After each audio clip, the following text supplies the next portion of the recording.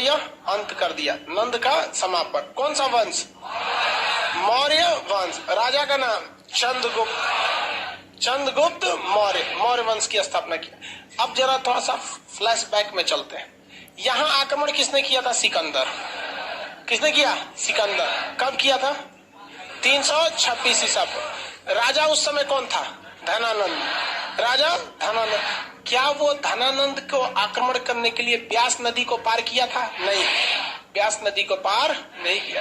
किसी को कोई दिक्कत नहीं, आगे बढ़ जाए। लेकिन जब ये लौटा था तो इसका थल सेना प्रमुख जो था सेल्यूकस निकेटर और नौसेना प्रमुख नियारकस। नियारकस को कोई ऐतराज था? नहीं। ऐतराज किसको था? सेल्यूकस निकेटर को। वो थोड़ा थोड़ा भांफ रहा था कि यहाँ पे कुछ न कुछ क्या हो रहा है, गड़बड़ हो रहा है। तो लौट कर आया कौन? Seleucus Nicator. कौन आया? Seleucus Nicator. लौट के आया सेल्यूकस निकेटर, ये लौट कर आया। और यहाँ जब देखा लौट कर आया और इसने ब्यास नदी को पार कर गया ससुरा। यहाँ पर क्या कर गया वो? ब्यास नदी को पार कर गया यहाँ पे। अब यहाँ आया तो उसको लगा कि यहाँ शासक कौन होगा? धनानंद होगा। लेकिन यहाँ तो हो गया गड़बड़। ब्यास नदी को पार किया तो यहाँ कौन वंश मिल गया? मौर्य वंश। मौर्य वंश का राजा चंद्रगुप्त मौर्य बहुत ही योग्य, ईमानदार, कर्मठ था। दूसरा, इसका खुद का प्रधानमंत्री चाणक्य। खुद का प्रधानमंत्री कौन था? चाणक्य। वही चाणक्य जो इनके अब्बा को यहाँ से भेज दिया था, सिकंदर को भेज दिया था। तो सोचिए क्या इस बार सेल्यूकस निकेटर जीत सकता है? हेलने का तो हेल गया यहाँ पर। लेकिन दिक्कत ये थी कि इसको ये बात का किसी ने बता दिया कि भैया यहाँ चंद्रगुप्त मौर्य के पास बहुत ज्यादा हाथी हैं सब। तो इसने भी अपनी सेना में क्या लेके आया था? हाथी लेके आया था। ये बात पता चल गई चंद्रगुप्त मौर्य के प्रधानमंत्री यानी चाणक्य को कि ससुरा हाथी लेके आया है। तो युद्ध का माहौल बनाने से पहले ये लोग थोड़ा सा समय कर लिए, घेर लिए इत्यादि को पूरी तरह से, और बरसात का दिन का इंतजार किया और युद्ध को उस डायरेक्शन में ले गए जिधर पानी भर जाता है। अब जब पानी भर जाएगा ना तो उसमें चंद्रगुप्त मौर्य ने अपनी फौज में जो बहुत सारे मात्रा में घोड़े को रखा था। चंद्रगुप्त मौर्य ने क्या रखा? घोड़ा।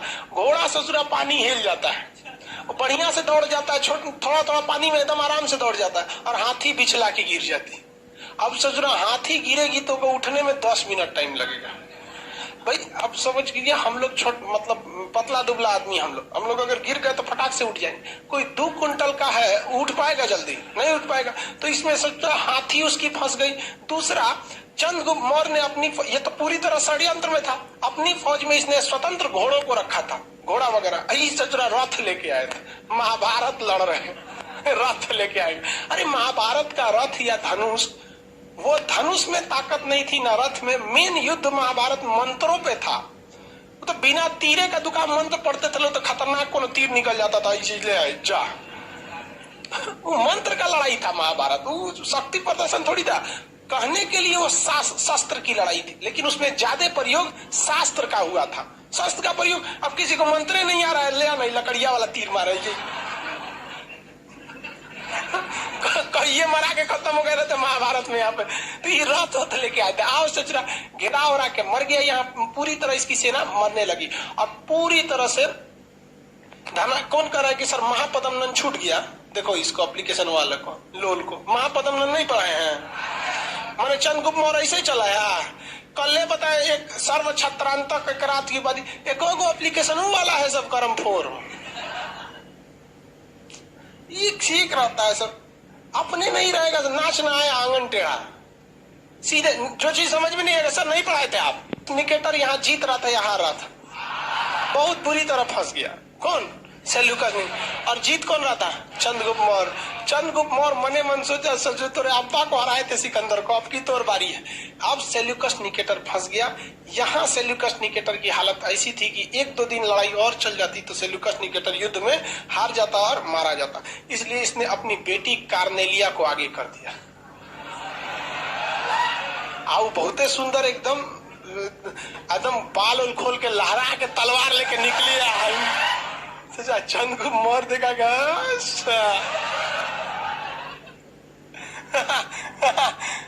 अब उसके आगे आप समझ में करते हैं। फर्स्ट टाइम देखा तुझे लव हो गया, सेकंड टाइम में सब हो गया। चंद्रगुप्त मौर्य ने किसको बोला? सेल्यूकस निकेटर को, बबुआ हम एक से बियाह कर तो। दोनों में क्या हो गया? शादी बियाह हो गया। आए थे युद्ध का नगाड़ा बजाने, बज गया तिलक।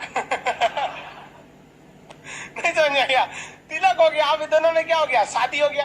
तो चंद्रगुप्त मौर्य ने शादी किससे किया? कार्नेलिया, जिसे हम लोग हेलन भी कहते हैं। क्या कहते हैं? हेलन। कार्नेलिया को क्या कहते हैं? हेलन कहते हैं। अब वो क्या बन गए? ससुर जी। क्या बन गए? ससुर जी। लेकिन ये बताइए, कभी ऐसा बाप निश्चिंत होकर रह सकता है, वो भी ऐसे दामाद से जिसे युद्ध के मैदान में लड़ाई लड़ रहा था कुछ दिन पहले? नहीं।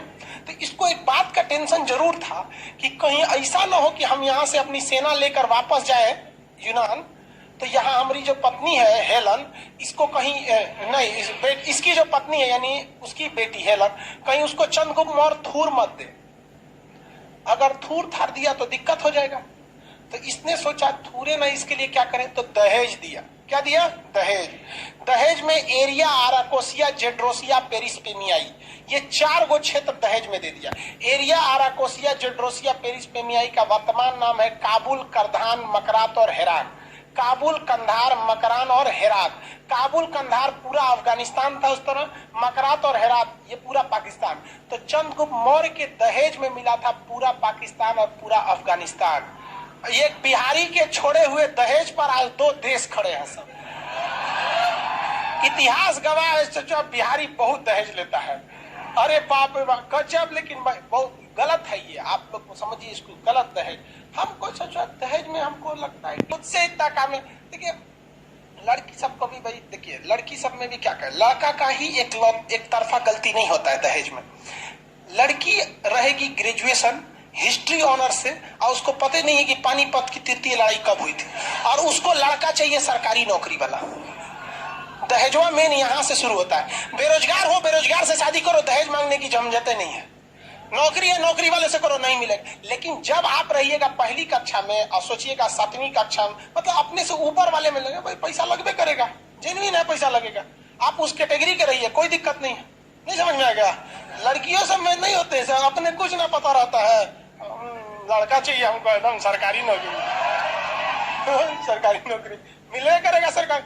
आप लड़की लोग में जिसका जॉब हो जाएगा, किसी को दहेज देने की जरूरत नहीं पड़ेगी। क्या जरूरत दहेज? कोई मंगो नहीं करेगा दहेज, जानता है कि दहेज से ज्यादा का सैलरी हो जाएगा, और दहेज उसमें जरूरत भी नहीं पड़ेगी। पढ़ लिख के नौकरी ले लीजिए, 50% अपने ससुराल वालों को दे दीजिएगा, और कुछ जब तक माँ बाप जिंदा है माँ बाप को दे दीजिएगा। जब माँ बाप चले जाए तब भाई को थोड़े देना, तब 100% दीजिए। समझ में आएगी नहीं? तो इसने शादी किससे कर लिया? हेलन से। और पूरा पाकिस्तान और अफगानिस्तान क्या मिल गया? दहेज में। इसके बावजूद इसको डर लगता था, मारे मत उकरा। रीजन समझिए कि ये बिहारी और सीबीएसई बोर्ड की यूनान की जमेगा कब? वो नहीं। सुबह उठ के ब्रेड बिस्कुट खाए वाली, दाल चावल खाने वाला जमबे नहीं करता था। तो इसलिए इसने अपना एक दूत भेजा, मेगास्थनीज। मेगास्थनीज क्या भेज दिया? मेगास्थनीज। क्या भेजा था? मेगास्थनीज। चंद्रगुप्त मौर्य के दरबार में सेल्यूकस निकेटर ने किसे भेजा? मेगास्थनीज को। कहा कि देख, अगर हमारी बेटी पिटाएगी, चाहे कुछ भी क्या होगा, तामझाम होगा यहाँ पर, तो तुमको क्या कर लेना है? तुरंत हमको क्या करना है? संदेश भेजना है। क्या करना है? संदेश भेजना है। किसी को कोई दिक्कत है? आगे बढ़ जाए तो तुरंत संदेश। लेकिन बाद में धीरे धीरे सब सही हो गया, कोई दिक्कत नहीं रह गया, यहाँ पर सब कुछ सब खुशहाल जिंदगी जीने लगे। मेगास्थनीज में बिहार में बस गया अच्छा से, इसको भी कोई दिक्कत नहीं आने लगा। और इसने एक किताब लिख दी मेगास्थनीज ने, नाम था इंडिया में रह के लिखा, इसलिए नाम क्या पड़ गया? इंडिका। इंडिका पुस्तक में क्वेश्चन आएगा कि मगध वंश की जानकारी सबसे बेहतरीन किस पुस्तक में? इंडिका में। यानी प्राचीन भारत की जानकारी के लिए इंडिका सबसे महत्वपूर्ण बोर्ड। उसने कहा भारत में कुल 7 तरह के लोग रहते हैं, 7 वर्गों में बांटा था, ऊंची जात, नीची जात इत्यादि वगैरह में कई तरह के लोगों में बांटा था मेगास्थनीज ने। और मेगास्थनीज ने यह बात भी कहा था कि भारतीय लोगों को पढ़ने में इंटरेस्ट है। किसमें इंटरेस्ट है? पढ़ने में। लिखने में इंटरेस्ट नहीं है, ये लिखना नहीं चाहते, केवल क्या करना चाहते हैं? पढ़ना चाहते हैं। और इसी मेगास्थनीज ने संदेश भेजवाया था किस पे? सेल्यूकस निकेटर को। मतलब सब चीज ठीक ठाक है, मैं हेलन आपकी ठीक रह रही है। चंद्रगुप्त मौर्य ने एक दिन मेगास्थनीज से पूछा कि रे बकलोलवा, जब उसको बियाह कराना था हमरा से, बेटियों देना था, दहेजो देना था, तो युद्ध काय किया था वो? कहा कि बकलोल है आप, ओकरा हाथी चाहिए था। उधर कोनो हाथी ठीक ठाक नहीं मिल रही थी, सब यूरोप वगैरह में सब जो हाथी थी सब सीबीएसई बोर्ड की थी, सब सुस्त टाइप की। तो यहाँ से वो हिंदी मीडियम वाली हाथी ले जाना चाहता था कलिंग से। कहा कि ओ माय गॉड हाथी चाहिए थी। कहा कि बुलाओ बुलाओ बुलाओ। 500 हाथी क्या किया, गिफ्ट में दे दिया। कौन बड़का गिफ्ट दिया, दहेज में कितना लिया ये नहीं देख रहे हैं। अच्छा, दहेज की भी एक सीमा होती है, दूध देश दहेज में ले लिया। हद होता है। बेटी दहेज सब कुछ, एगो दार्शनिक वगैरह भी लिया। तो खैर ये सब चीज चलते रही। दहेज उस समय जो दहेज दिया गया था, आप बात समझिए, वो दहेज दहेज के रूप में नहीं था, वो क्षेत्रफल विस्तार का था कि हम तो लेबे करेंगे, या दहेज में दीजिए या युद्ध हार के आपकी लाश पे चढ़ के ले लेंगे। तो होशियार निकला, कहा कि एक ऐसा बिहारी सबसे नहीं ऐठना चाहिए, इन सबको दे देना चाहिए। तो ये इधर उनका चैप्टर क्लोज हो गया। इधर मेगास्थनी ये लोग अपना खुशहाल जिंदगी जीने लगे यहाँ पर। अब चंद्रगुप्त मौर्य जो था ना, बहुत सामाजिक कार्य भी करता था, सामाजिक कार्य भी बहुत करता था। इसने बंगाल के क्षेत्र में भी कई काम किए, नहर वगैरह का निर्माण किया, बहुत सारा काम बंगाल में किया, जिसका जानकारी वहाँ एक पत्थर है जिसका नाम है महास्थान। पत्थर में जगह का नाम क्या है, महास्थान। वहाँ इसने अपनी जानकारी लिखा कि भैया बंगाल में भी हमने बहुत सारा काम किया। उत्तर प्रदेश का गोरखपुर में, वहां पे शाहगौर जगह है, उत्तर प्रदेश में गोरखपुर है जहां शाहगौर जगह है। तो उत्तर प्रदेश भी किसके अंडर में आ रहा था, चंद्रगुप्त मौर्य में। चंद्रगुप्त मौर्य के समय उत्तर प्रदेश में गया तो वहां भीषण अकाल पड़ गया। भीषण क्या पड़ गया, अकाल पड़ गया। तो वहां पर चंद्रगुप्त मौर्य ने कहा कि लोगों को, जो धनी लोग हैं, वो कुछ कुछ क्या कर सके, दान दे। मैं स्वयं दान दे रहा हूं अकाल पीड़ित लोगों को। आप सारे लोगों से अपील करते हैं कि ये पीएम केयर फंड में आप लोग भी पैसा दीजिए। नरेंद्र मोदी जी ने डोनेट वाला बात निकाला था ना, चंद्रगुप्त मौर्य से निकाला था कि आप सब लोग डोनेट कीजिए, हम भी डोनेट कर रहे हैं। तो चंद्रगुप्त मौर्य ने अकाल के समय लोगों की मदद करने के लिए, अकाल के समय मदद करने के लिए जो जानकारी दिया वो किस अभिलेख से मिला है, शाहगौर अभिलेख। कौन सा अभिलेख, शाहगौर। अकाल में दिए गए राहत सामग्री की जानकारी किस अभिलेख से मिला, शाहगौर। शाहगौर अभिलेख यूपी के कहां पर है, गोरखपुर। गोरखपुर का शाहगौर अभिलेख किसने बनवाया, चंद्रगुप्त मौर्य। अभिलेख का मतलब क्या होता है, पत्थर पर लिख देना। पत्थर पर क्या कर देना, लिख देना। किसी को कोई दिक्कत नहीं है यहाँ पर। चंद्रगुप्त मौर्य ने कौन से धर्म को अपनाया था, चंद्रगुप्त मौर्य ने जैन धर्म को अपनाया था। किसके नेतृत्व में, स्थूलबाहु या भद्रबाहु, भद्रबाहु के नेतृत्व में अपनाया था। किसके नेतृत्व में, भद्रबाहु। चंद्रगुप्त मौर्य का जो साम्राज्य था वो केवल पूरब या मध्य भारत में नहीं था, बल्कि इवन की गुजरात में भी था। कहां पर था, गुजरात में था। कैसे पता चलता है कि गुजरात का एक शासक था जिसका नाम था रुद्रदामन। गुजरात का एक शासक था जिसका नाम था रुद्रदामन। बहुत साल बाद जब पत्थरों की खुदाई हो रही थी तो वहां एक अभिलेख मिला, जो किसका अभिलेख था, रुद्रदामन का। और रुद्रदामन ने लिखा है कि मैं गुजरात का शासक रुद्रदामन यहाँ स्थित सुदर्शन झील का पुनर्निर्माण करवा रहा हूँ। निर्माण नहीं करवा रहा हूँ, पुनर्निर्माण करवा रहा हूँ। इस झील का निर्माण, किस झील का, सुदर्शन झील का निर्माण। इस झील का निर्माण चंद्रगुप्त मौर्य यानी मगध का शासक चंद्रगुप्त मौर्य ने सरकारी खर्च पर कहां पे कराया था, गुजरात में कराया। कहां कराया था, गुजरात। इसका मतलब ये पता चलता है कि चंद्रगुप्त मौर्य का साम्राज्य पूरब में बंगाल तक था कि नहीं था, अब पश्चिम में गुजरात तक, अब दहेज में तो एक दो ले लिया था। तो चंद्रगुप्त मौर्य का पश्चिमी विस्तार, चंद्रगुप्त मौर्य का पश्चिमी विस्तार की जानकारी किस अभिलेख से मिलती है, जूनागढ़ अभिलेख। किस अभिलेख से, जूनागढ़ अभिलेख। किस अभिलेख से, जूनागढ़ अभिलेख से। जूनागढ़ अभिलेख किसका है, जूनागढ़ अभिलेख किसका है, किसका, रुद्रदामन। तो रुद्रदामन ने क्या लिखा है कि हम बनवाए हैं झील, क्या लिखा है, पुनर्निर्माण करवा रहे हैं, जीर्णोद्वार या पुनर्निर्माण करा रहे हैं। इसका निर्माण मगध शासक चंद्रगुप्त मौर्य ने सरकारी खर्च पर कराया था। महास्थान अभिलेख कहाँ है, बंगाल में। महास्थान अभिलेख बंगाल में। तो इससे यह पता चलता है कि चंद्रगुप्त मौर्य का शासन पूरब तक था। और जूनागढ़ अभिलेख से क्या पता चलता है कि चंद्रगुप्त मौर्य का शासन पश्चिम तक था। और मेगास्थनीज की पुस्तक इंडिका जो है, इंडिका, इससे पता चलता है कि भैया एरिया अराकोसिया जेड्रोसिया ये दहेज में लिया था। अकाल के समय दी जाने वाली सामग्री की जानकारी किससे मिली, शाहगौर अभिलेख से। किस अभिलेख से, शाहगौर। कौन अभिलेख भैया, शाहगौर अभिलेख। शाहगौर अभिलेख कहाँ है, उत्तर प्रदेश के आप बताएंगे चंद्रगुप्त मौर्य को इतना महान बनाने में सबसे ज्यादा योगदान किसका किसका था? चाणक्य। चाणक्य के पिताजी का नाम क्या था? गुणी। गुणों से भरपूर थे, क्वालिटी था, गुण नहीं बोलते, बहुत गुणवान व्यक्ति है, तो गुणी थे। गुणी पुत्र चाणक्य, गुणी पुत्र चाणक्य। उनके पिता एक लेखक था, उसका नाम था जस्टिन। जस्टिन ने अपनी किताब में लिखता है कि भारत में सेंड्रोकोटस एक बहुत महान शासक है। उसने अपनी किताब में लिखता है, देखिए ध्यान से, भारत का एक सेंड्रोकोटस शासक बहुत महान है, वो मगध का शासक है, उसके प्रधानमंत्री का नाम चाणक्य है, वो जैन धर्म को अपनाता है, वो बहुत ही योग्य शासक है। सोच रहा हूं चंद्रगुप्त मौर्य की जगह वो क्या लिख रहा है? सेंड्रोकोटस। सेंड्रोकोटस भारत के लोग कर रहे, भारत में तो कौन सेंड्रोकोटस है नहीं। तो एक इतिहासकार था जो यूनान का भी इतिहास लिखता था और भारत का भी इतिहास लिखता था। यूनान के लोगों को लगता था कि भारत का सबसे योग्य शासक सेंड्रोकोटस है। क्या नाम है? सेंड्रोकोटस। जबकि भारत में सेंड्रोकोटस नाम का कोई शासक नहीं था, यहाँ कोई सेंड्रोकोटस नहीं था। तो विलियम जोन्स ने स्पष्ट किया कि जो सेंड्रोकोटस शब्द का प्रयोग किया जा रहा है वो किसके लिए किया जा रहा है? William Jones. किसके लिए? चंद्रगुप्त मौर्य के लिए। किसके लिए? चंद्रगुप्त मौर्य के लिए। आगे बढ़े तो बताइए, चंद्रगुप्त मौर्य की पहचान, चंद्रगुप्त मौर्य की पहचान सेंड्रोकोटस से मैच कराने का काम किसने किया था? William Jones. किसने किया? William Jones. चंद्रगुप्त मौर्य की पहचान सेंड्रोकोटस से किसने किया? William Jones. यूरोप में या फिर यूनान में चंद्रगुप्त मौर्य का नाम क्या है? सेंड्रोकोटस। सेंड्रोकोटस। अब कुछ क्वेश्चन पूछते हैं, बताएंगे।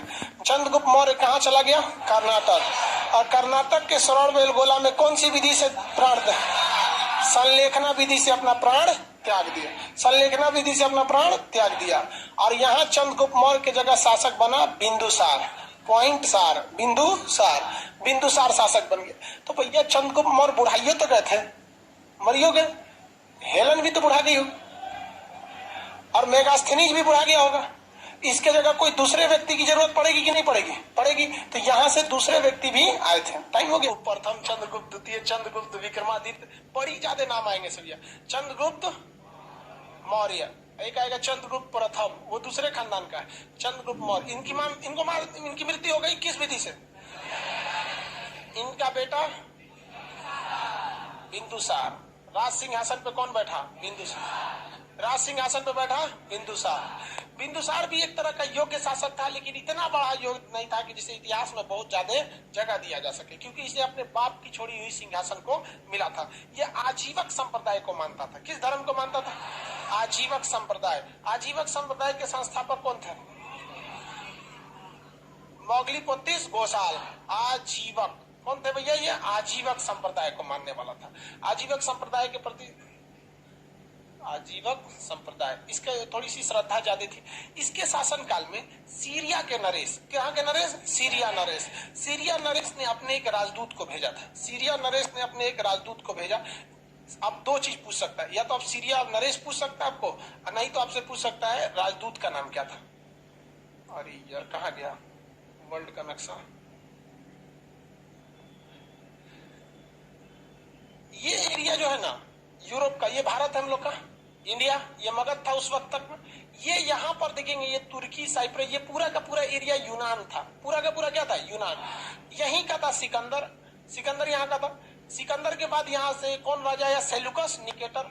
अब उसके बाद यहाँ सीरिया का राजा, सीरिया का राजा अपना एक राजदूत कहाँ भेजा? भारत में। सीरिया का याद रखेंगे, एडी याद रखेंगे, एंड्रियोकस। नाम क्या था? एंड्रियोकस। एंड्रियोकस ने सीरिया के राजा का नाम एंड्रियोकस। इसने अपना राजदूत भेजा डायमेकस को। किसे भेजा? डायमेकस को।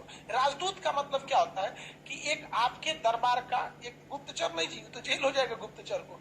राजदूत जो होता है आपके दरबार में रहता है, वो किसी भी तरह की सूचना उसे लीक नहीं करना होता, उसे जहां जाना होता है आपको बता के जाता है। जैसे दिल्ली में पाकिस्तान के दूतावास है, अमेरिका, जापान, ब्रिटेन सबका है।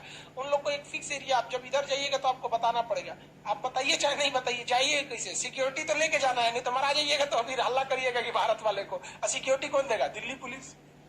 तो दिल्ली पुलिस अपने बोल देगी पाकिस्तान वाला जा रहा है पता नहीं क्या करने जमा मस्जिद में। हा? तो वैसे ही राजदूत था। एड्रियोकस ने अपना राजदूत किसे भेजा? डायमेकस।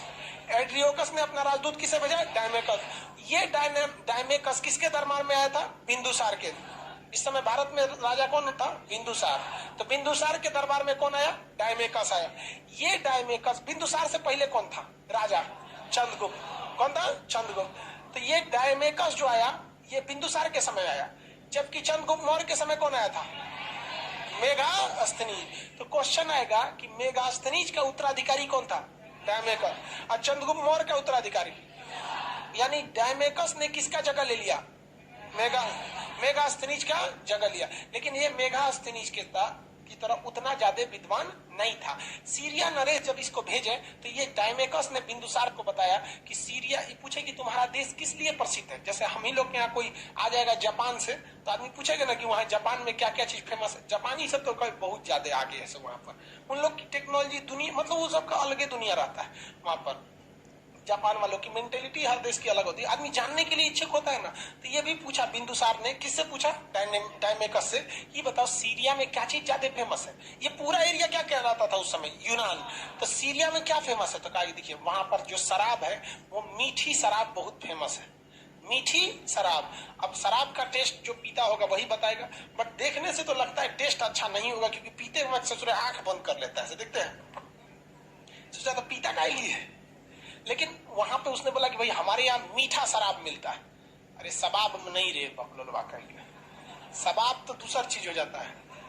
शबाब मतलब कौन चीज होता है? युवावस्था। इसको हम लोग बोलचाल की भाषा में बोलते हैं जवानी। समझ आ गया कि नहीं है?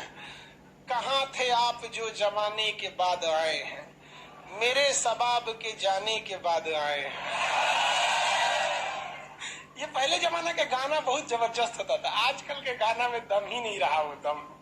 लेकिन वो वही समझ सकता था जो मतलब समझता है। आज का सुनेंगे शबाब के जाने मतलब कौन सी कर है, तो उसको भोजपुरी इसी गाना को डब किया गया कि खत लिखनी जवानी में बुढ़ौती में जवाब दे लू।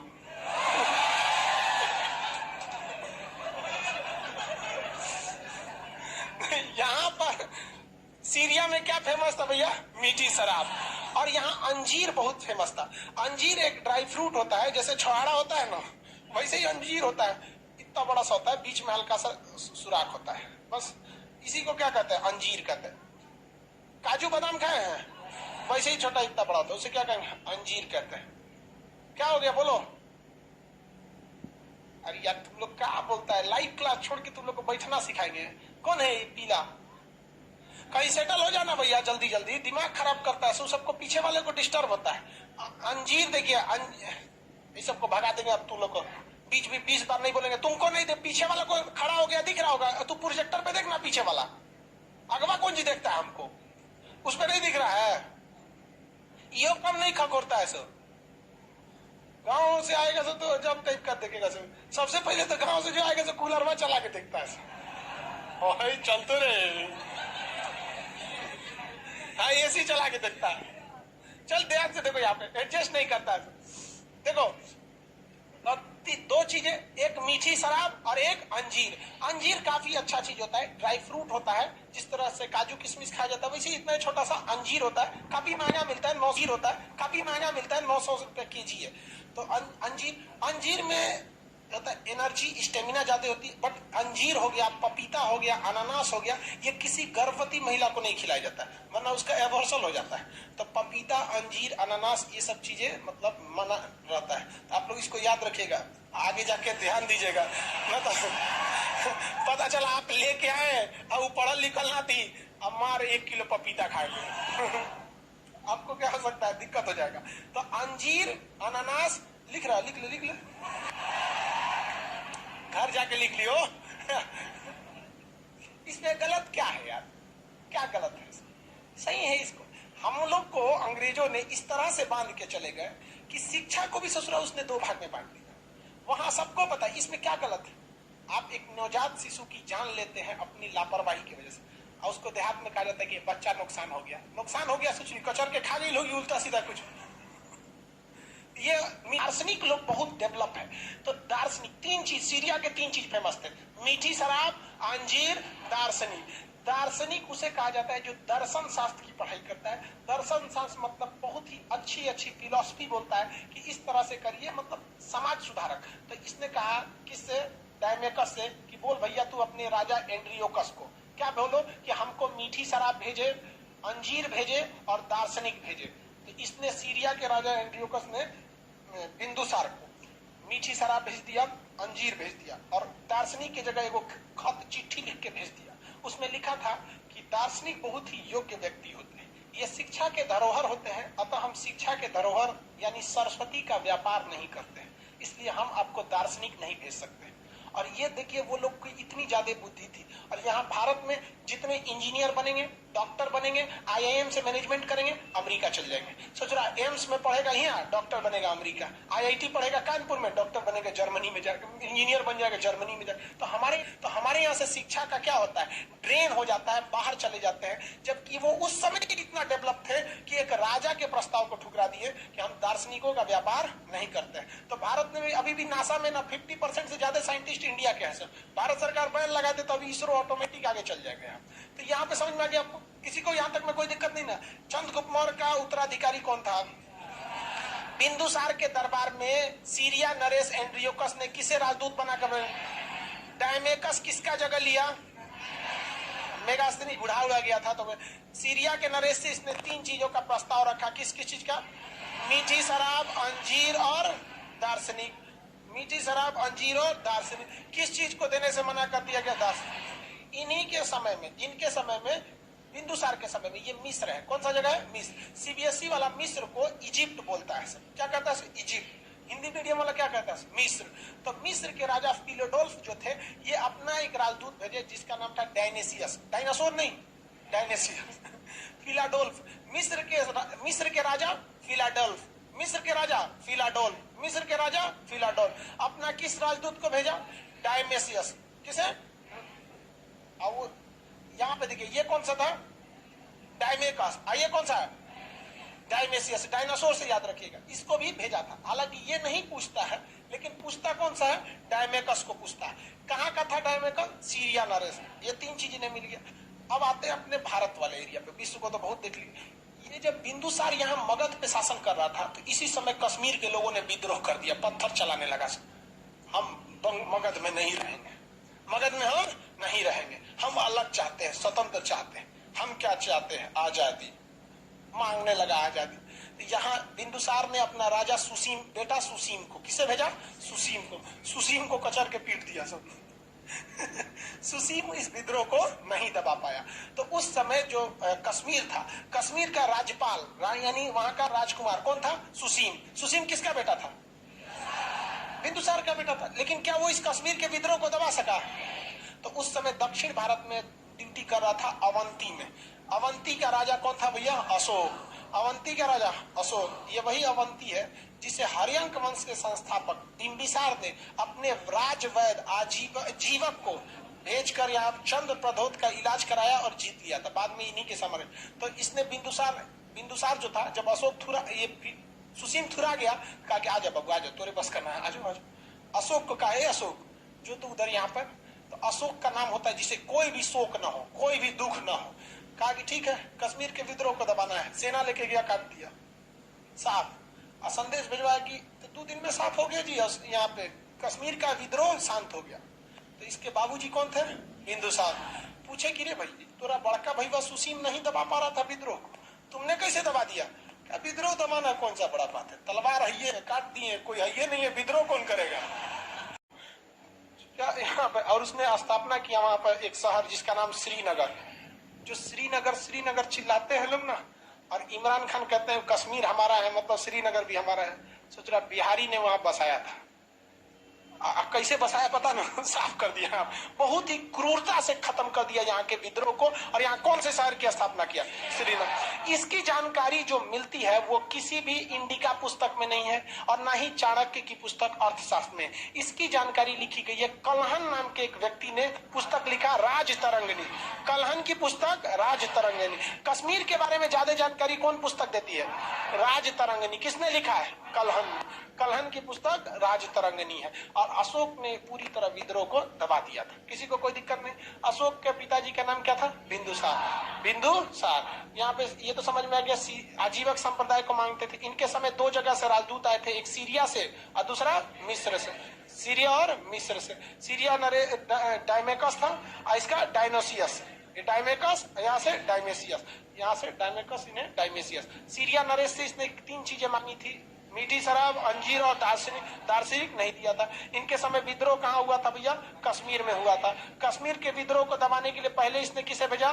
सुसीम को भेजा। किसे भेजा? सुसीम को। क्या सुसीम दबा पाया था विद्रोह को? सुसीम ने विद्रोह को नहीं दबा पाया, तो किसे भेजा था? अशोक। अशोक ने क्या कर दिया? दबा दिया। अशोक ने कौन शहर की स्थापना किया?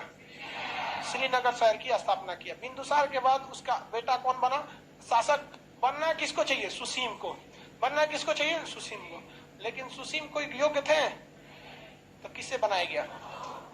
अशोक को बनाया गया। ऐसा कहा जाता है कि अशोक ने अपने राजा बनने के लिए 99 भाइयों को कत्ल कर दिया और उसे यहाँ कुम्हरार में स्थित एक जगह है, उसका आगम कुआं, आगम कदम कुआं नहीं, आगम कुआं, वहां एक कुआं है, चंडी कुआं कहते हैं, उसी में काट कूट के सबको भर दिया। 99 भाई सब लीगल थोड़े थे, सब इलीगल हो रहता है। 99 भाई मतलब समझ रहे हैं, एक बेटा रहता है कम से कम 9 महीना पेट में, को साल लगल हो गए, तो एक गो से तो संभव ही नहीं है। होते थे सभी सब उस समय, ये सब बहुत होता था। अशोक ने अपने 99 भाइयों की हत्या किया, लेकिन इसका ऐतिहासिक प्रमाण नहीं है। ये ग्रंथ मतलब धार्मिक ग्रंथ में ऐसी जानकारी मिलती है। अशोक जो था, इसका अर्थ क्या होता है? जिसे कोई भी दुख न हो, इसे कोई भी दुख न हो। अशोक का जन्म पाटलिपुत्रा में हुआ। कब हुआ भैया इनका जन्म? 304 ईसा पूर्व। अशोक का जन्म कब हुआ? 304 में। क्या इसने अपने दादाजी यानी चंद्रगुप्त मौर्य को देखा था? 298 में उनका फाइल निपट चुका था, तो इनका जन्म हो गया यहाँ पर। अशोक कई गो शादी किया था। अशोक ने क्या किया? कई गो शादी किया, लेकिन उसको 5 पत्नियों में सबसे ज्यादा प्रिय कारुवाकी थी। कौन प्रिय थी? कारुवाकी। बाकी प्रिय उतना नहीं थी सब। तो ये इसका जन्म हुआ 304 ईसा पूर्व। अब अशोक के बारे में स्टार्ट करें ना, ये सारी चीजें आपके दिमाग में रहना चाहिए, वरना कंफ्यूजन में हो जाएंगे, इतिहास रद्द हो जाएगा। आपको कंप्लीट पकड़ होना चाहिए किसके ऊपर? चंद्रगुप्त मौर्य के ऊपर, उसके बाद बिंदुसार के ऊपर, तभी आप आगे अशोक के ऊपर बढ़ सकते हैं। अदरवाइज में फिर बढ़ेंगे तो इतिहास बोझ लगने लगेगा। हिस्ट्री की यही अच्छाई है कि अगर पुराना चीज पता है तो आगे में कोई दिक्कत नहीं आता है। तो हम किसके स्टार्ट करते हैं? अशोक को। किसी को कोई दिक्कत नहीं। जन्म बताइए। जन्म 304 ईसा पूर्व। लेकिन सबसे बड़ा चीज होता है, इन्होंने राजगद्दी पर कब बैठा? राजगद्दी पे जब बैठा जाता था तो घोषणा जब राजगद्दी पर होती थी तो उसके बाद एक बहुत बड़ा समारोह आयोजित किया जाता था और जनता के सामने वो शपथ लेते थे, जिसे हम लोग कहते थे राज्याभिषेक। क्या कहते थे? राज्याभिषेक। आपने राज्याभिषेक देखा होगा बहुत बेहतरीन ढंग से बाहुबली में। किसमें देखे हैं? बाहुबली में। शिवकामी देवी रो रहती है, राजमाता शिवकामी देवी, ससुरी वहां बैल रहती है, और से 4 कदम आगे ओके पतोहिया, का नाम था? देवसेना। देवसेना का शरीर कोशिका से बना ही नहीं था, अहंकार से बना था। पिखिया बहुत रहती है, पिखे के चक्कर में मराइले रहती है। यहाँ पे बल्लाल देव उनका व्यवस्था कर देता है। तो राज्याभिषेक, तो इनका राज्याभिषेक कब हुआ? राज्याभिषेक याद रखेंगे, ये डेट 269 ईसा पूर्व। 269 ईसा पूर्व में क्या हुआ था? राज्याभिषेक। यानी इसने सिंहासन पर बैठा, और सिंहासन पर बैठते ये बहुत ही खतरनाक शासक था। अगल बगल में कोई इसके समय में आवाज नहीं उठाता था, क्योंकि इसका कहना था कि आवाज उठाने का मतलब हम आपको उठा देंगे, कोई आवाज नहीं उठा सकता। हिटलर का बाप था ये, बहुत ही क्रूर शासक। इसी बीच ये अपना साम्राज्य विस्तार करना चाहता था, और यहीं पे ये कहा गया? ये कलिंग। कहा गया? कलिंग चला गया। कलिंग। अब कलिंग में 2 कथाएं प्रसिद्ध है। कलिंग ये जीतना इसलिए चाहता था कि कलिंग हाथियों के लिए प्रसिद्ध था। कलिंग किसके लिए प्रसिद्ध था? हाथियों के लिए। वहीं इतिहास में एक ऐसा धारा भी है जो ये कहता है कि कलिंग में अशोक विवाह करना चाहता था। कलिंग की कोई बहुत पसंद आ गई थी, वहां से विवाह करना चाहता, लेकिन जो मुख्य कारण था वो क्या था? हाथी। और कलिंग के लोग बड़ी स्वाभिमानी होते थे। अभी का नाम उसका, कलिंग का नाम क्या है? उड़ीसा। कलिंग का नाम क्या है? उड़ीसा। तो उड़ीसा में जो थे कलिंग में, तो इसने कलिंग पर क्या किया भैया? युद्ध के लिए कह दिया, आमंत्रित कर दिया, भैया तो हमारी अधीनता स्वीकार करो, या तो फिर तुम क्या करो? युद्ध करो। अब वहां के राजा ने क्या कर दिया? युद्ध की घोषणा कर दिया। तो राज्याभिषेक के 8वें वर्ष में, कौन से वर्ष? 8वें वर्ष। अब इसमें से 8 घटा दीजिए, 261 ईसा पूर्व। कौन सा आक्रमण कर दिया? कलिंग आक्रमण कर दिया। कौन सा आक्रमण? कलिंग आक्रमण। यहाँ के राजा नंदराज, कौन थे? नंदराज। कलिंग आक्रमण कर दिया गया और कलिंग आक्रमण इतना भीषण आक्रमण था कि कलिंग का बच्चा बच्चा को काट दिया गया। मतलब बूढ़ा बच्चा किसी को नहीं देखा गया, सबको काट दिया गया कलिंग युद्ध में। अशोक का हृदय कलिंग युद्ध में मरे लाश को देखकर नहीं हुआ था, बल्कि अशोक का हृदय वहां पर महिलाओं की लाश और बच्चों की लाश को देखकर हुआ था। जो महिलाएं घर का काम करती है, जो युद्ध कभी नहीं कर सकती हैं, अगर उसे कोई काट दे, 5 साल 6 साल के बच्चे को अगर काट दिया जाए तो किसी भी व्यक्ति का हृदय पर पिघल जाता है। लोग दुश्मन के दुश्मनी जो होती है ना, तो दुश्मन के भी बच्चे को आदमी थोड़ा सा कहता है तो बच्चा है यहाँ पे। इतना नरसंहार हुआ, इतना काट दिया गया कि अशोक का हृदय पूरी तरह से परिवर्तन हुआ। युद्ध के मैदान में ही अपना तलवार छोड़ दिया था पूरी तरह से। एकदम न लड़ने वाले हैं, क्या मिला हमको, हमारी सीमाएं थोड़ी और आगे बढ़ गई, लेकिन हम तो क्या हो गए, पूरी तरह से मानवता के नाम पर हम कलंक हो गए। कलिंग युद्ध ने अशोक का हृदय परिवर्तित कर दिया। पूरी तरह से टेंशन में रहता था। इसकी पत्नी आके मनाती थी, क्या हो गया, जीत के भाई सुरी टेंशन में यार।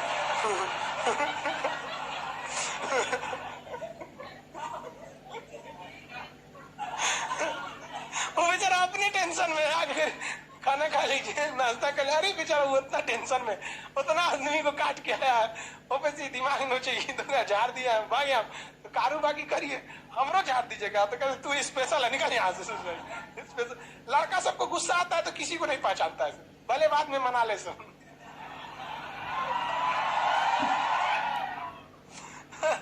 तो इसने क्या किया पूरी तरह से, क्या लिखे हैं जी, 261 एक छूट गया क्या, इधर लिख देंगे चलेगा।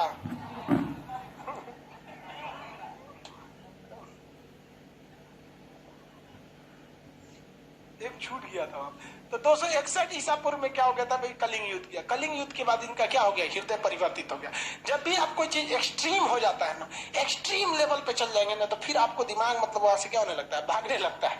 आप भी खूब ज्यादा पढ़ने लगे, एक वक्त आएगा कहेंगे तो यार कितना पढ़े यार। हर काम से एक एक्सट्रीम लेवल आता है। इसने भी युद्ध छोड़ने की ठान लिया, तो इसको लगा कि भैया अब हम ये दूसरा धर्म अपनाने के लिए। तो इसका भतीजा था जिसका नाम था निग्रोध। भतीजा का नाम क्या था, निग्रोध। निग्रोध जो था वो बहुत शांत रहता था और उसको कोई टेंशन नहीं रहता था। तो ये निग्रोध से बड़ा प्रेरित था, भतीजा से। कहता था तुम इतना शांत कैसे रहता है, कहा कि हम बौद्ध धर्म अपनाते हैं। बौद्ध धर्म में अष्टांगिक मार्ग पर चलिए, मार धार मत करिए, 10 सील का पालन कीजिए। यहाँ पर जो 3 उनके उपदेश दिए गए हैं उनको ध्यान दीजिए। सत पिटक, विनय पिटक, अभिनव पिटक, इस सबको पढ़िए, ठीक रहेगा। महात्मा बुद्ध ने पूछा कि महात्मा बुद्ध करे, अशोक ने पूछा कि क्या है बौद्ध धर्म। कहा देखिए हम कोई बौद्ध धर्म के बहुत बड़े पुरोहित तो है नहीं, पुरोहित नहीं है हम। एक काम कीजिए, आपको हम एक गुरु के पास ले जाते हैं। तो अशोक को बौद्ध धर्म की प्रेरणा क्या मिली, प्रेरणा किसने दिया, निग्रोध। प्रेरणा किससे मिला, निग्रोध। ये उनका क्या था, भतीजा था। लेकिन बौद्ध धर्म की शिक्षा किससे मिली, उपगुप्त। बौद्ध धर्म की शिक्षा किससे मिली थी, बौद्ध धर्म की शिक्षा किसने दिया था, उपगुप्त ने। तो अशोक को बौद्ध धर्म की शिक्षा किसने दिया, उपगुप्त ने दिया। इसके बाद अशोक कौन सा धर्म अपना लिया, बौद्ध धर्म। अशोक ने कौन सा धर्म अपना लिया, बौद्ध धर्म। लेकिन अशोक दूसरे धर्मों को हमेशा इज्जत की भाव से देखता था और कहा कि मेरा धर्म बौद्ध धर्म है, लेकिन मेरी जनता का धर्म बौद्ध धर्म नहीं है। जनता स्वतंत्र है वो अपने धर्म को मानने के लिए। वो सामूहिक जगहों पर कभी भी बौद्ध धर्म की मतलब ऐसा जबरदस्ती नहीं करता था। अशोक ने अपने बेटा महेंद्र और बेटी संघमित्रा, महेंद्र और बेटी संघमित्रा, अशोक ने अपने बेटा महेंद्र और बेटी संघमित्रा को कहां भेजा था, श्रीलंका। तो बेटा महेंद्र और बेटी संघमित्रा श्रीलंका गई और इससे प्रभावित होकर श्रीलंका के सिंघली वंश के शासकों ने बौद्ध धर्म को अपना लिया और आज भी श्रीलंका में बौद्ध धर्म की ही अधिकता है। अशोक ने जितना बौद्ध धर्म को फैलाया उसने दूसरा किसी ने नहीं फैलाया था। अशोक ने बौद्ध धर्म को बहुत शालीनता से फैलाया, कोई जोर जबरदस्ती करके नहीं फैलाया था। अशोक जगह जगह पे संदेश देता था कि लोगों को अत्याचार न किया जाए और अशोक ने यह प्रण ले लिया जब बौद्ध धर्म अपनाया कि आज के बाद वो कभी भी हथियार नहीं उठाएगा। लेकिन अशोक के डर इतना ज्यादा था लोगों में जब तक अशोक जिंदा था किसी की औकात नहीं थी वो कुछ कर सके, क्योंकि उनको पता था इन हाथों ने केवल हथियार छोड़े हैं, चलाना नहीं भूला। किसी दिन अगर उठ गया तो फिर सबको साफ कर देगा यहाँ पे, क्योंकि लोगों ने इसे देखा था कश्मीर को निपटाते हुए, कलिंग का फाइल निपटाते हुए, इतना बुरा मारा जिसका कोई हद नहीं। लेकिन जब अशोक मरा था तो इसी के सिंहासन को लोगों ने उखाड़ फेंका था और इसके बाद कई वंशों की स्थापना होगी। तो अशोक ने अपने बेटा बेटी को कहाँ भेजा भैया? श्रीलंका में भेजा था, श्रीलंका में। और भारत में अशोक ने, इवन भारत के अलग अलग जगहों पे अशोक ने सोचा कि बौद्ध धर्म का क्या किया जाए? प्रचार किया जाए। तो बौद्ध धर्म के प्रचार के लिए अशोक के समय कौन सी बौद्ध संगीति की स्थापना हुई? कौन बौद्ध संगीति हुई थी? तीसरी बौद्ध संगीति कहाँ हुई? पाटलिपुत्रम। किसके देख रेख में? अशोक के देख। अशोक के समय में बौद्ध धर्म की तीसरी बौद्ध संगीति हुई। अशोक ने ईरान के शासक डेरियस, जो हखमनी वंश का था, ईरान का शासक का नाम क्या था?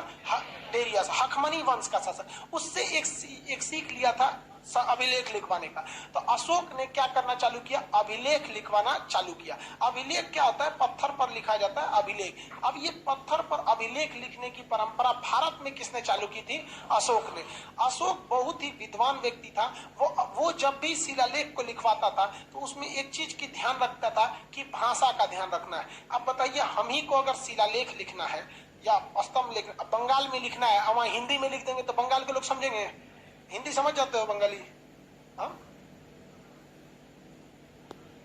पढ़ने में दिक्कत होता है, ऐसे बोलते हैं तो समझ जाते हैं। वो होता ही है। जैसे आप लोग को भी देखिए ना, उर्दू तो समझ जाते हैं। हम बोलेंगे पानी पी लीजिए, बैठ जाइए, वो ये सब तो क्या चीज है? बैठ जाए। हिंदी बोलेंगे बिराजिए यहाँ।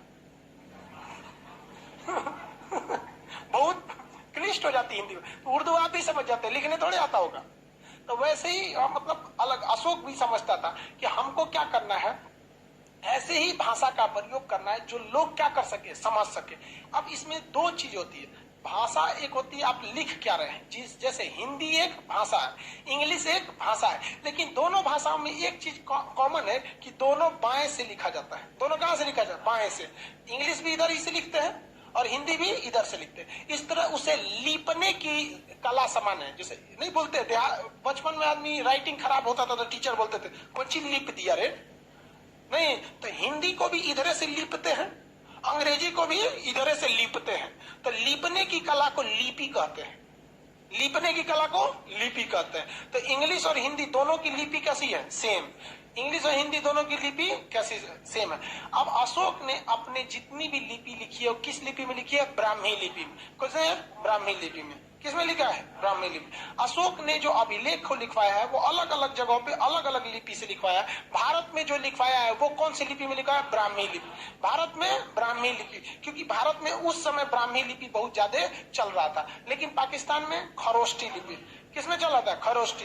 तो पाकिस्तान में कौन सी लिपि में? खरोष्टी लिपि में। अब वहीं अगर आप देखेंगे अफगानिस्तान में तो आर्माइड लिपि, अफगानिस्तान में आर्माइड लिपि। और अगर ग्रीक में चले जाएंगे तो वहां पर ग्रीक लिपि। कौन सी लिपि? ग्रीक। तो ब्राह्मी, खरोष्टी, आर्माइड और ग्रीक। भारत में बोलिए तो ब्राह्मी। भारत में कौन सी लिपि? ब्राह्मी लिपि को लिया। पाकिस्तान में खरोष्टी लिपि, अफगानिस्तान में आर्माइड लिपि और ग्रीक वगैरह में ग्रीक लिपि। अशोक का सबसे दूर अभिलेख किस देश में मिला है? ग्रीक। अभी उस जगह पर हो गया है देश जिसका नाम है तुर्की। क्या हो गया है? तुर्की। तुर्की को उस समय एशिया माइनर कहा जाता था। क्या कहा जाता है? Asia minor. तो एशिया माइनर तक इसके संदेश लिखे गए हैं और बौद्ध धर्म के प्रचार के लिए इसने क्या लिखा है? संदेश लिखा है। लेकिन ऐसा नहीं है कि इसने केवल बौद्ध धर्म का प्रचार किया। इसने आदेश दिया था कि जो मेरे मतलब राजदूत हैं या जो मेरे कर्मचारी हैं वो ब्राह्मणों को न सताएं, ब्राह्मणों को न सताएं। जो ये बात बताता है कि अशोक धार्मिक रूप से सहिष्णु था। सहिष्णु का मतलब होता है सब में आस्था रखना, मतलब सबकी इज्जत करना। और एक होता है असहिष्णु। असहिष्णु मतलब हमरे सही है, बाकी मर जा ससुरा तुम्हें, कचर के रख देंगे बाकी लोगों को यहाँ पर। तो भारत में अशोक के समय से ही धार्मिक रूप से क्या था? अशोक सहिष्णु था, यानी उस सारे धर्मों को बराबर लेकर चलता था। ग्रीक आर्माइड टोटल कितने जगह पे इसकी लिपियां मिली? भारत में बोलिए ब्राह्मी लिपि। भारत में अभिलेख समझ में आ गया कि नहीं आ गया? पत्थरों पे लिख देना क्या कहलाता है? अभिलेख। छोटे से पत्थर पे लिखे है शिलालेख, पिलर पे लिखे है तो असम, दीवार पे लिख दिए भित्ति लेख, गुफा में लिख दिए गुफा लेख। इंग्लिश में क्या कहते हैं? एडिक्ट। क्या कहते हैं, एडिक्ट। रॉक एडिक्ट, पत्थर पे लिखे तो रॉक एडिक्ट, पिलर पे लिखे तो पिलर एडिक्ट, दीवार पे तो रॉक एडिक्ट, गुफा में है तो केव एडिक्ट। गुफा क्या कहते हैं, केव कहते हैं, एडिक्ट कहते हैं। अशोक ने अपने संदेश बहुत जगह भेजता था। इसने कई अधिकारियों को भी नियुक्त किया था, संदेश वाहक को नियुक्त किया था, जिसमें राजुक बहुत ही प्रसिद्ध थे। यहाँ पर अशोक ने बौद्ध धर्म के धम्म नीति को आगे बढ़ाया। बौद्ध धर्म के किस नीति को, धम्म नीति। धम्म का मतलब होता है धर्म की नीति पर चलना, धर्म की नीति पर क्या करना है, चलना है। तो इसको आगे बढ़ाने के लिए अशोक ने बहुत किया था। धम्म का मतलब या धर्म का मतलब क्या हमारे धर्म से होता है, हम लोग गलत समझ के करते हैं। धर्म का अर्थ होता है इंसानियत, धर्म का अर्थ होता है इंसानियत, जिसके अंदर हिंदू धर्म, मुस्लिम धर्म, ये तो धर्म ही नहीं है। लोग बोलते हैं ना धर्म संकट में फंस गए, मतलब इंसानियत। तो उसने ऐसे लोगों को संदेश दिया और इसकी जांच के लिए कि लोग इंसानियत के रास्ते पे चल रहे हैं या नहीं चल रहे, अर्थात धम्म के हिसाब से चल रहे हैं कि नहीं चल रहे हैं। इसके लिए उसने एक मंत्री नियुक्त किया। मंत्री को अमात्य बोलते हैं, क्या कहते हैं, अमात्य। तो उसने एक मंत्री नियुक्त किया, धम्म महामात्र। कौन सी अधिकारी, धम्म महामात्र। तो अशोक ने लोगों के धार्मिक जीवन को ठीक ठाक से, इंसानियत ठीक रखने के लिए कौन सी अधिकारी को नियुक्त किया, धम्म महामात्र। कौन सी अधिकारी, धम्म महामात्र। कौन सा, धम्म महा। स्त्रियों के प्रति भी अशोक की काफी ज्यादा सहानुभूति थी। स्त्रियों की बहुत ज्यादा हत्या भी हो गई थी यहाँ पर, और बाकी इनकी 4-5 गो पत्नी थी सब वहां पर। तो स्त्रियों की देखरेख के लिए, उनकी स्थिति को जांच करने के लिए, जिस तरह आज के समय में महिला आयोग है, उस समय स्त्री महामात्र की स्थापना किया था अशोक ने। अशोक ने अपने ज्यादातर मतलब इसको संदेश को किसके माध्यम से फैला था, शिलालेख के माध्यम से फैला दिया था। अशोक ने कई अन्य भी काम किए थे, तीर्थ यात्रा कर इत्यादि को भी हटाया था अशोक। हालांकि अशोक ने कभी भी बौद्ध धर्म को किसी भी तरह का राजकीय धर्म घोषित नहीं किया। समझ में आ रहा है कि नहीं आ रहा है अशोक, किसी को कंफ्यूजन नहीं ना है, क्वेश्चन पूछा जाए।